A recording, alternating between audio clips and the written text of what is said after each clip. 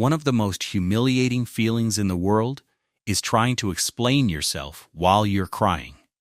Because the second your voice cracks, people stop hearing your words and start judging your emotions. Suddenly, the conversation isn't about what hurt you anymore. It's about why you're so emotional, why you're crying over something so small, why you can't just calm down. And in that moment, you're not thinking about what they said. You start asking what's wrong with you. Maybe you've felt it before. That lump in your throat during serious conversations. The tears showing up before you've even finished your sentence. The frustration of knowing exactly what you want to say, but the moment emotions rise, your brain completely fumbles the words. Yeah, that feeling. And what makes it worse is that most people don't understand it. They think crying easily means weakness, immaturity, manipulation, instability. But psychology paints a very different picture, because people who cry easily are often not emotionally weak at all. In many cases, they're emotionally overloaded. You're not too sensitive. You're not broken. You never were. Psychologists sometimes describe this through something called emotional flooding. When emotions become too intense, the nervous system temporarily shifts resources away from higher reasoning and language processing toward emotional survival and regulation.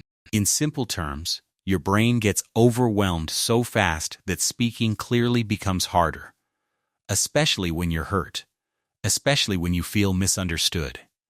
And here's the strange part. Many people who cry easily aren't dramatic people at all. They're often the opposite. They're the ones who bottle things up, the ones who stay patient too long, the ones who listen to everyone else's feelings while quietly swallowing their own, until the pressure finally spills somewhere through the eyes. A lot of emotionally sensitive people become experts at reading rooms early in life. They notice tone changes, facial expressions, tiny emotional shifts other people completely miss. Their nervous systems become incredibly attentive to emotional tension. Psychologists sometimes connect this to high sensory and emotional processing sensitivity. Some brains simply process emotional information more deeply, more intensely, more thoroughly. That can create beautiful things: empathy, compassion, emotional intelligence, the ability to make people feel seen. But it also means emotions don't just brush past you. They stay. They echo. They settle deep into the nervous system instead of quickly moving through it. Which is why some people cry during arguments, sad movies, emotional commercials, books, music, frustration, anger, relief, even laughter. It's not attention-seeking. It's accumulation. And honestly, for many people, the crying itself isn't even the worst part. It's the shame afterward, the embarrassment, the apologizing, the feeling that nobody takes you seriously once tears appear. Some people genuinely feel their credibility disappear the second they cry, especially when you tear up at things that have nothing to do with sadness: a sunset, a piece of music, a stranger's kindness. And people don't understand. Why are you crying? This is a happy moment. That experience leaves marks, especially if it happened repeatedly growing up. Because many people who cry easily weren't raised in environments where emotions felt safe.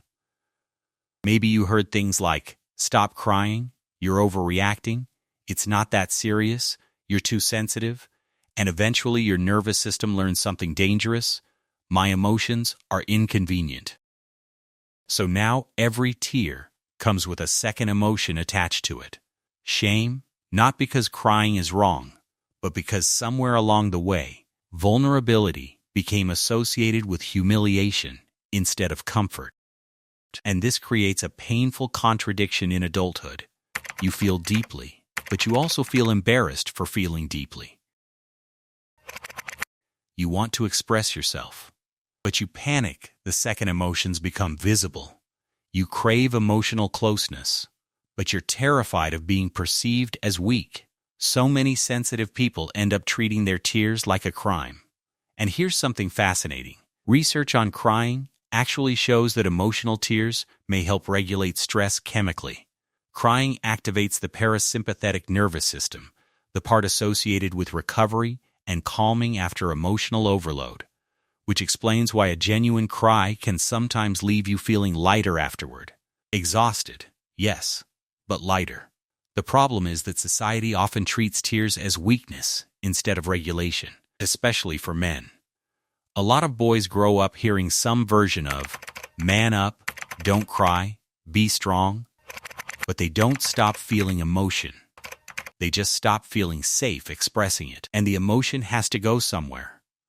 Sometimes it turns into anger, sometimes numbness, sometimes emotional shutdown, which is why one of the healthiest things a parent can say to a child is something incredibly simple: never be ashamed to cry.